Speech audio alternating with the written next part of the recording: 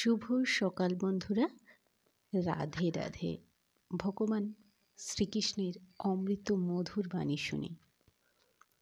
ভগবান শ্রীকৃষ্ণ বলেন, শারীরিক সৌন্দর্য কারোর পরিচয় নয়, কারোর ব্যক্তিত্ব নয়।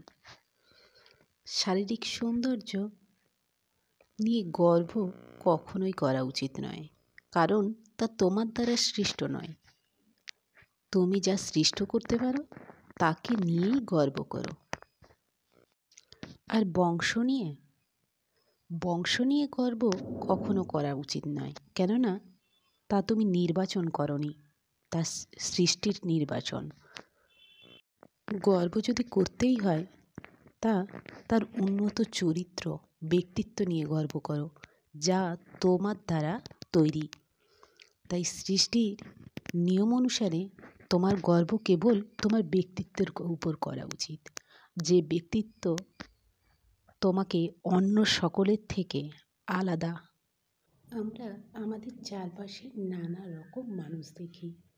সকল মানুষের ব্যক্তিত্ব ভিন্ন রকম, আর এই ভিন্ন ব্যক্তিত্বের কারণেই আমরা একে অপরকে আলাদা মানুষ হিসেবে চিহ্নিত করি।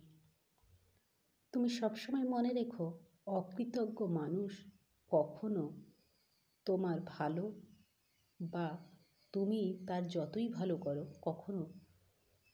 কখনো সে তার মূল্য বুঝবে না। তাই অকৃতজ্ঞ মানুষের সাথে থাকার চেয়ে একা জীবন নির্বাহ করাটাই অনেক বুদ্ধিমানের। তুমি একটা মানুষকে যদি 1000 উপকার করে থাকো, দিন শেষে শুনবে তুমি কী বা করেছো তার জন্য।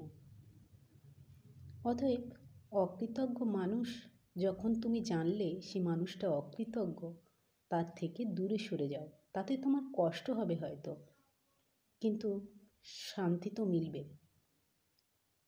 ভগবানের চরণে নিজেকে সমর্পণ করো, নিজের অস্তিত্ব সমর্পণ করো, দেখবে জীবনে অনেক সুখ লাভ করবে। রাধে রাধে। জন্ম তো ভাগ্যের উপর নির্ভর করে, আর মৃত্যু কেবল সময়ের উপর। কিন্তু তোমার কর্মফল, তোমার কর্মের সৎ ফলগুলো তুমি মৃত্যুর পরেও মানুষের হৃদয়ে বেঁচে থাকবে। এটাই তোমার কর্মফল। তাই নিজের কর্মফল সর্বদা ভালো করার চেষ্টা করো।